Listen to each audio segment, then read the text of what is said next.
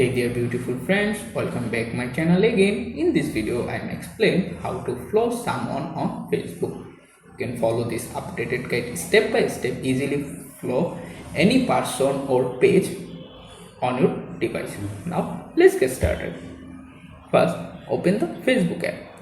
Once you are in the Facebook app is open, scroll down and find the page if you want to follow them and open it up.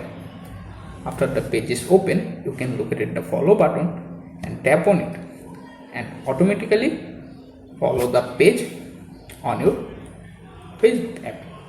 Another way, you can use the search bar at the top and type the page or group if you want to follow them, then open it up.